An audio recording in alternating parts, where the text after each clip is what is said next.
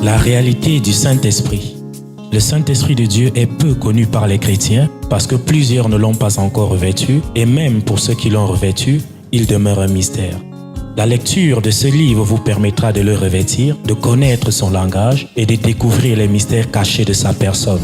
Pour tout contact, appelez au plus 237 678 78 16 21 plus 237 242 0020 09 et il deviendra pour vous une réalité. La réalité du Saint-Esprit, un livre écrit par le révérend pasteur Caleb Ngwa à Tangana.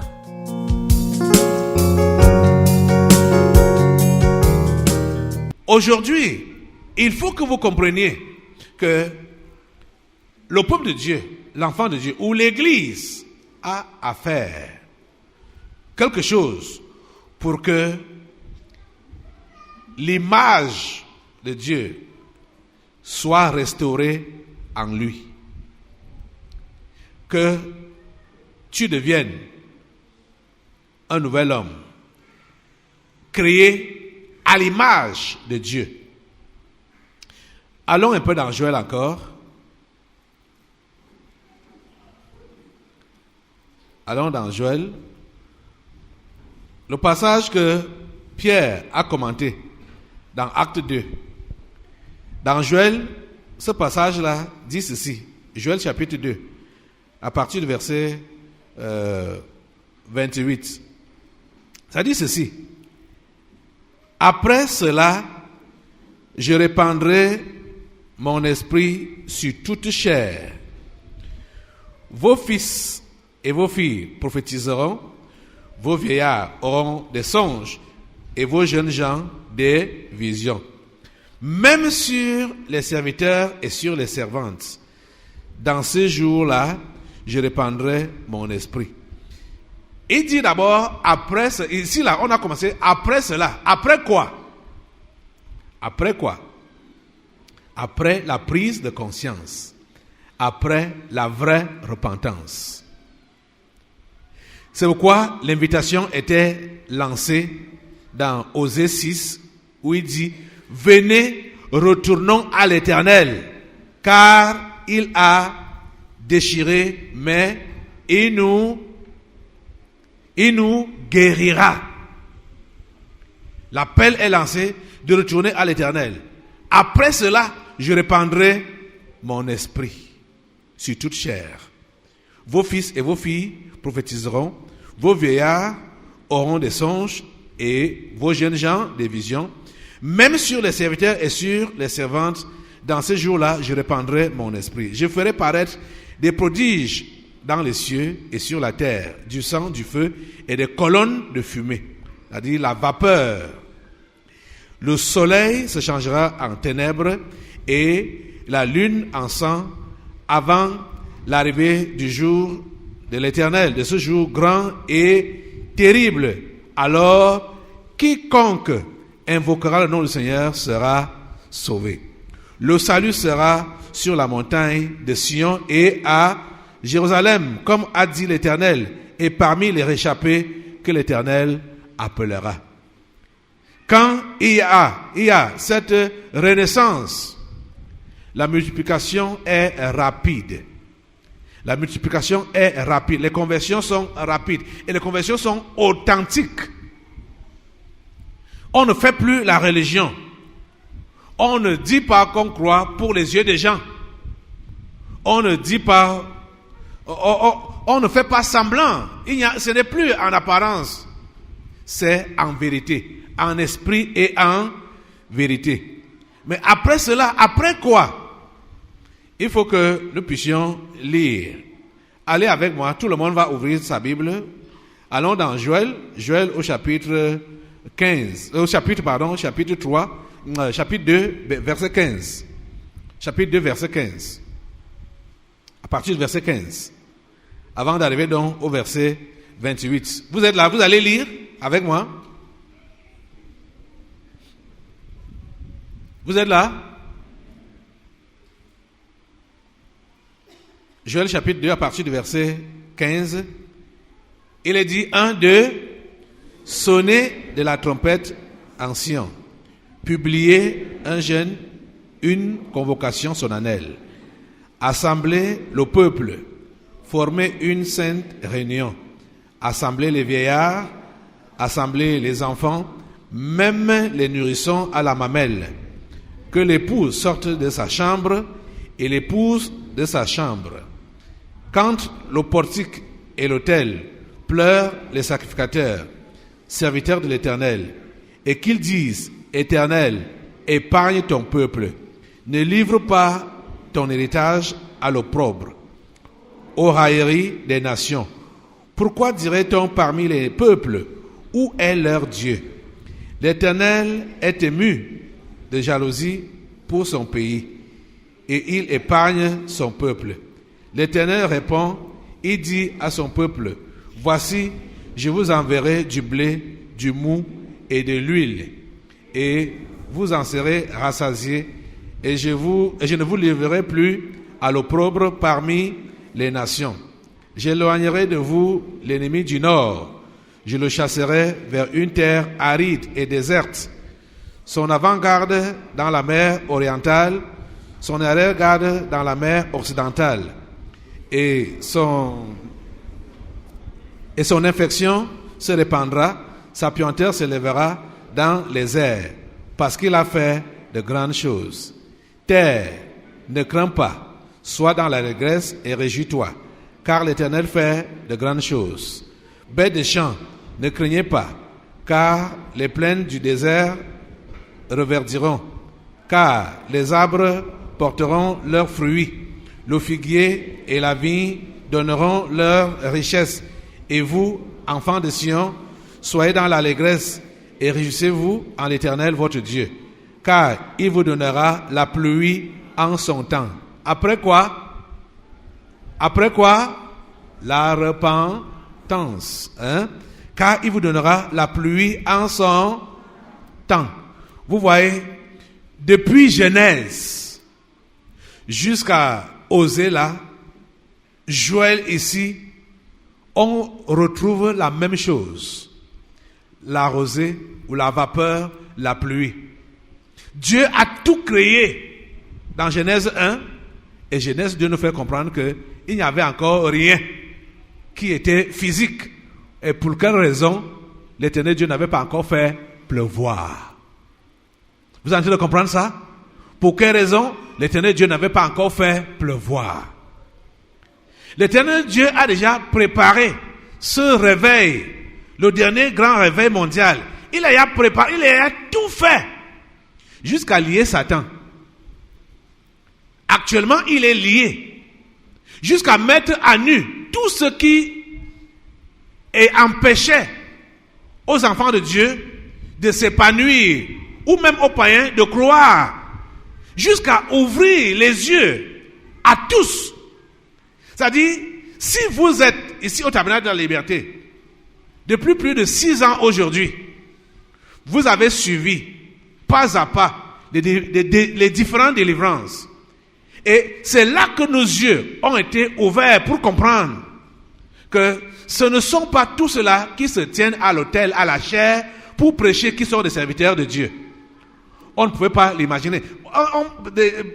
Il y avait des dires ou des soupçons comme ça là, mais ce n'était pas clair, comme cela a été depuis surtout l'année 2013. On ne pouvait pas imaginer que ceux-là qui nous dirigent et qui disent qu'ils sont des chrétiens, tout le monde se réclame chrétien ou croyant, mais que ce sont des pratiquants, des sectaires, et qu'ils travaillent consciemment pour le diable. Ils travaillent consciemment pour faire descendre les gens en enfer. On ne peut pas imaginer cela.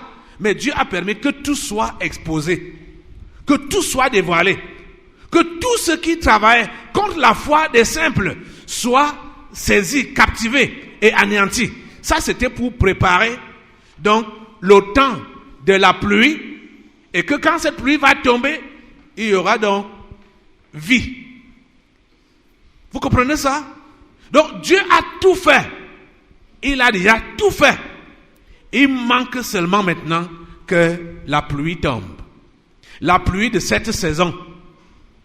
Vous comprenez? Et vous voyez que depuis le commencement, il n'a pas commencé par la pluie directement. Il a commencé par la vapeur. Et la vapeur était destinée à quoi? La vapeur était destinée à la création de l'homme.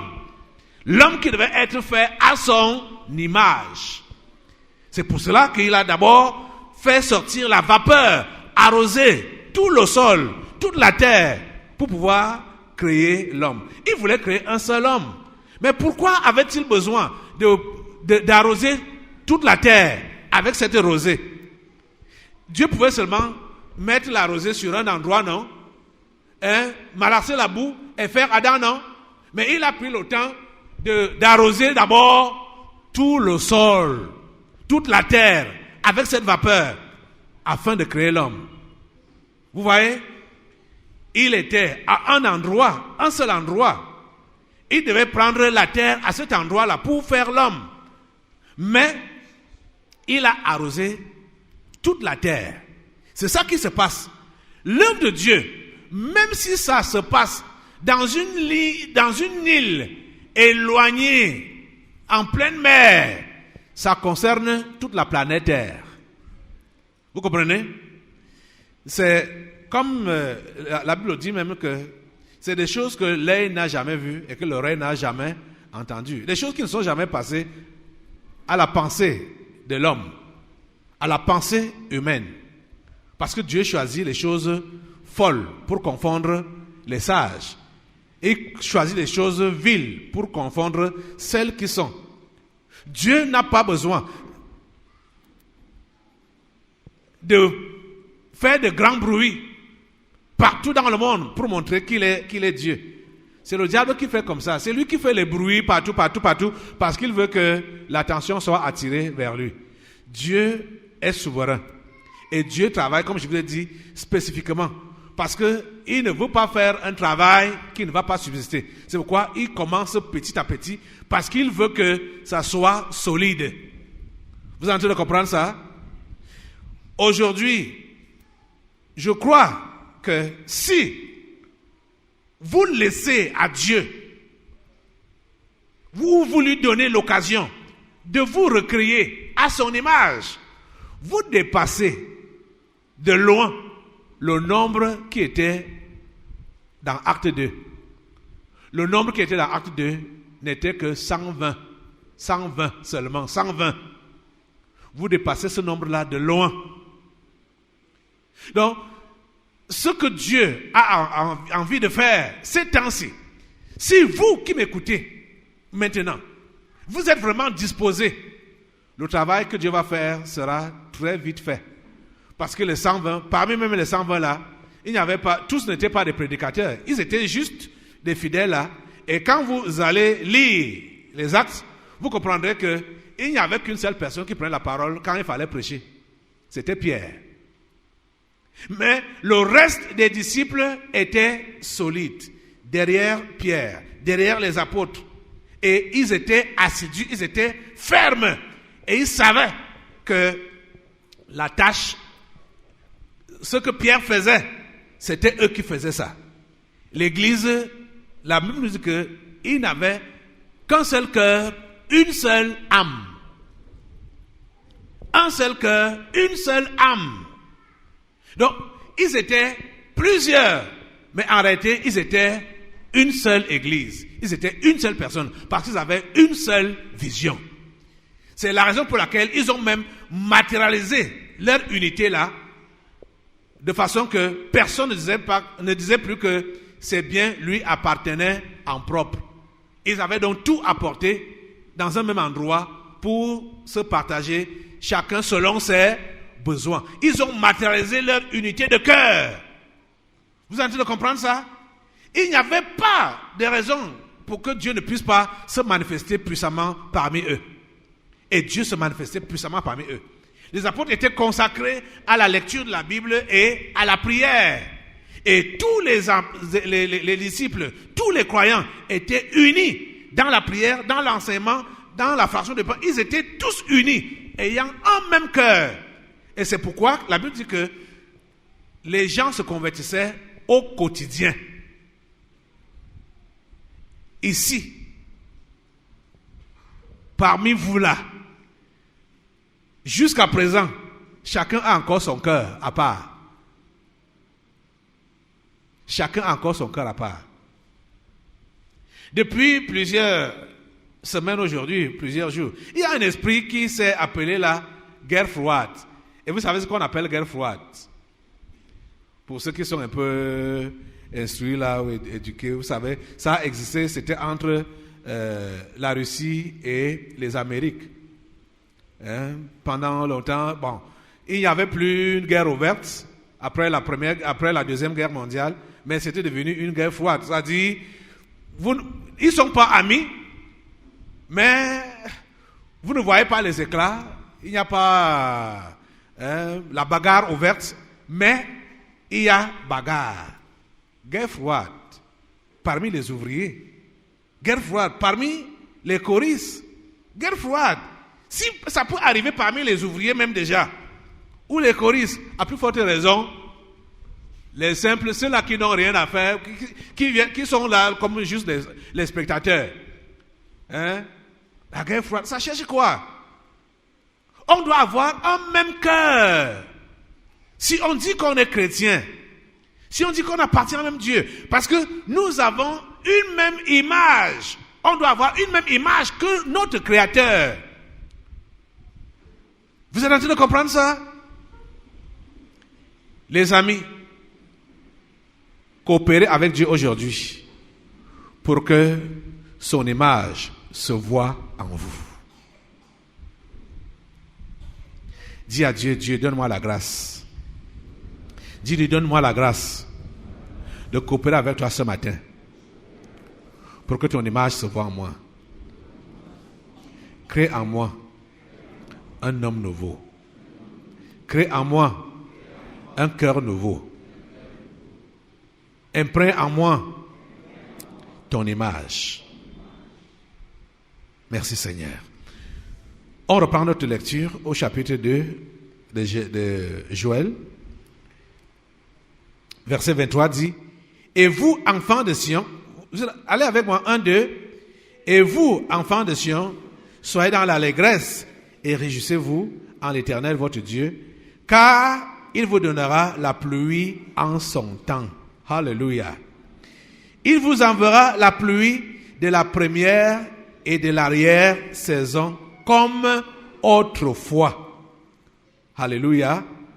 Ici, quand on parle autrefois, ça fait allusion à ce qui s'est passé dans Acte 2. Ça fait allusion à ce qui s'est passé dans Genèse au chapitre 2. Vous êtes en train de comprendre ça? Autrefois. Parce que quand on parle de l'histoire de la création ou de la recréation, c'est que dans Genèse 2 là, qu'on voit cette histoire de la vapeur qui a aidé à la création du premier homme. Et en s'agissant de l'homme spirituel, on voit encore ça, parce que dans l'Ancien Testament, les gens n'étaient pas nés de nouveau. Ils n'avaient pas le Saint-Esprit comme ça avait été le cas dans Acte 2, quand Jésus a dit que je vous enverrai un autre consolateur. Donc, c'est dans Genèse 2 là, et dans Acte 2, qu'on voit que cela s'est passé. Et rappelez-vous que Joël parle par prophétie. Il annonce ce qui va se passer. Et il dit que il vous enverra la pluie de la première et de l'arrière-saison comme autrefois. Alléluia. Comme autrefois. Comme dans Genèse 2 et comme dans Acte 2. Il va le faire. Ma prière est que cela soit ce matin. Que cette pluie descende sur toi ce matin. Amen. Verset 24. Les airs se rempliront de blé. Vous êtes là? Lisez avec moi. Les airs se rempliront de blé et les cuves regorgeront de mou et d'huile. Je vous remplacerai les années qu'ont dévoré la sauterelle, le gélec, le asile et le gazam. Ma grande armée que j'avais envoyée contre vous. Vous mangerez et vous vous rassasierez et vous célébrerez le nom de l'Éternel votre Dieu qui aura fait pour vous des prodiges. Et mon peuple ne sera plus jamais dans la confusion. Et vous saurez que je suis au milieu d'Israël, que je suis l'Éternel votre Dieu, et qu'il n'y en a point d'autre. Et mon peuple ne sera plus jamais dans la confusion. Et écoutez donc, verset 28, il dit donc que après cela, je répandrai mon esprit sur toute chair. Après une vraie repentance, après un retour concret vers le Créateur, après que tu as décidé de connaître l'Éternel. Oh mon Dieu, ta grâce. Que le Saint-Esprit vous ouvre la compréhension et l'intelligence. Tu as besoin d'être fait à l'image de Dieu. Quelqu'un va dire, mais la Bible a dit qu'il a créé les hommes à son image. Maintenant là, tout le monde n'est pas fait à l'image de Dieu. Tout le monde n'est pas fait à l'image de Dieu. Parce que l'image de Dieu en nous, comme on a vu là, ce n'est pas l'image de mensonge. Ce n'est pas l'image de fausseté. Ce n'est pas l'image de méchanceté. Ce n'est pas l'image de viol, de vol. Ce n'est pas l'image de meurtre. Ce n'est pas l'image de corruption. L'image de Dieu, ce n'est pas cette image-là. Ces images-là que nous voyons maintenant dans la société humaine. Vous êtes en train de comprendre? Donc, ce que vous voyez autour de vous ne ressemble pas à l'image de Dieu. Vos voisins, vos collègues, ou vous-même en train de manifester, ce n'est pas l'image de Dieu. La réalité du Saint-Esprit. Le Saint-Esprit de Dieu est peu connu par les chrétiens parce que plusieurs ne l'ont pas encore revêtu et même pour ceux qui l'ont revêtu, il demeure un mystère. La lecture de ce livre vous permettra de le revêtir, de connaître son langage et de découvrir les mystères cachés de sa personne. Pour tout contact, appelez au plus 237 678 78 16 21 plus 237 242 0020 09 et il deviendra pour vous une réalité. La réalité du Saint-Esprit, un livre écrit par le révérend pasteur Caleb Ngwa à Tangana.